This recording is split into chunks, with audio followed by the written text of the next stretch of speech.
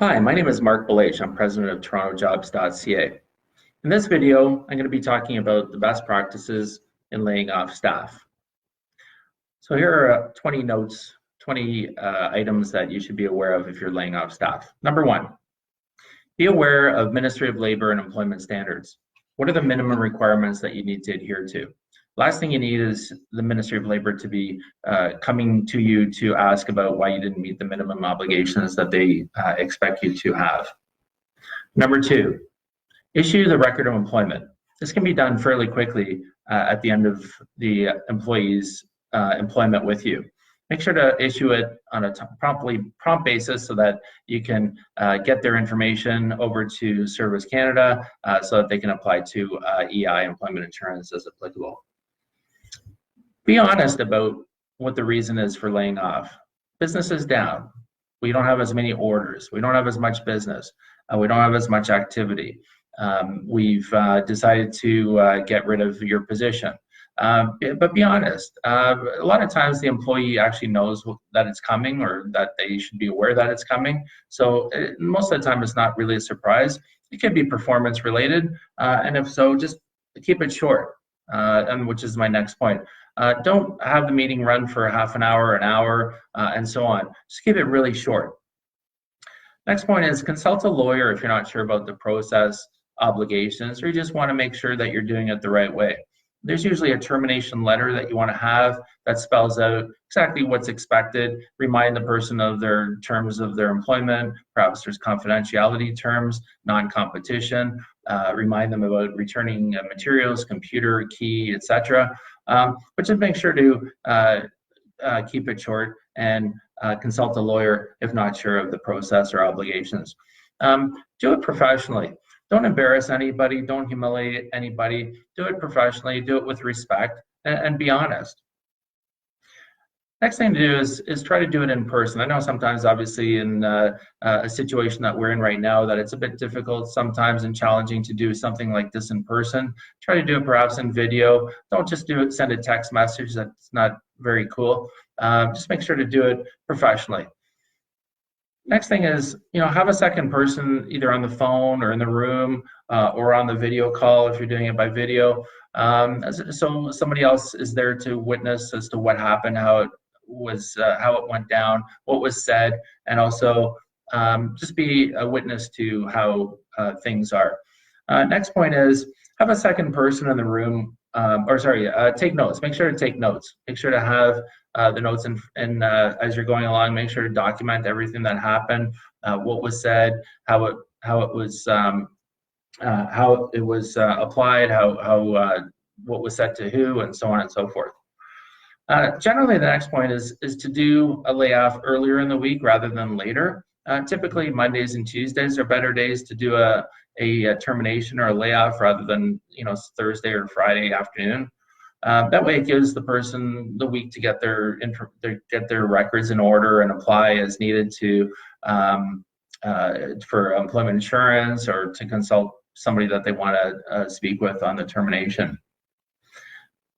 I mentioned this, I touched on this already, but make sure that you get the keys, pass guards, lock computers, passwords, social media, everything like that gets locked down when you lay somebody off or terminate them. They should return in that documents and materials to you as promptly as possible, if not at the actual termination meeting. Just make sure to lock down passwords, get your IT person or support to lock down that they can't send emails out or receive emails from you afterwards. Avoid emotional reactions. It is a business decision. It's not a personal situation, and make sure to let them know that, hey, this is a business situation. It has nothing to do with you personally. Unfortunately, we have to make this decision. Consider outplacement services. So outplacement services is a service that's provided by a number of companies that can help you get through the termination. It may be in advance of the termination, give you some advice as to what to do, how to go about doing the termination, when, where, what you should say in the letter. Sometimes they can help you prepare the letter, and also be in the termination meeting if you need them to be.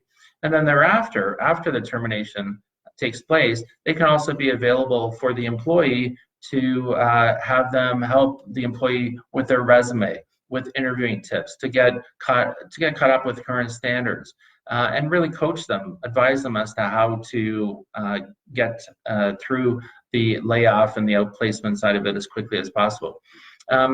One of the questions I get is, well, why should a company do that provide outplacement services to an employee? And a lot of reasons are around that is because it potentially minimizes the lawsuit that you may get if you've terminated somebody who's been with you and they have a case for wrongful dismissal or whatever. Number two, sometimes an employee, if they've been with you for a long time, you want to help them. You want them to be aware as to what their options are, and you feel genuinely bad about having to lay them off. So you provide something at a small cost to you to help them along.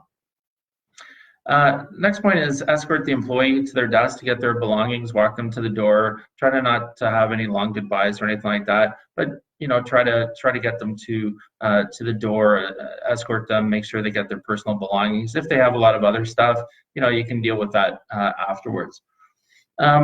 Next thing is make sure to let the employees know as soon as possible, like the other employees, other team members, whether it's by email or otherwise, just make sure to let them know.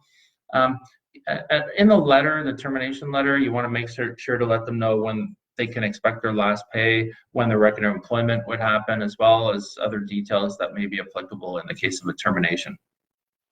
And then finally, take notes. And I mentioned this, touched on this before, but again, who said what, the length, who was there, and make sure to put that in the employee's file as well as you after the meeting.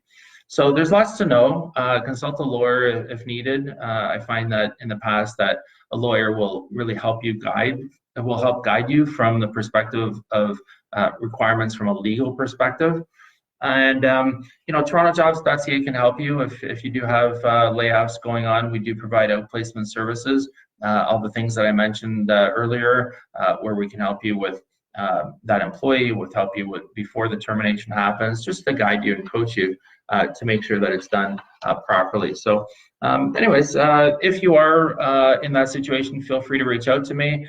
Feel free to connect with me on LinkedIn. Again, my name is Marc Belaiche. I'm president of TorontoJobs.ca. You can reach me at marc.belaiche, marc.belaiche at TorontoJobs.ca. Feel free to give me a call as well, 905-812-5627. That's 905-812-5627, and I'm at extension 2873. And make sure to check out our TorontoJobs.ca and Toronto Recruiters Conference YouTube channels that we have set up if you are in a situation where you're in a recruiting or employment position. So thanks very much for watching, and I look forward to having you watch the next video. Thank you very much.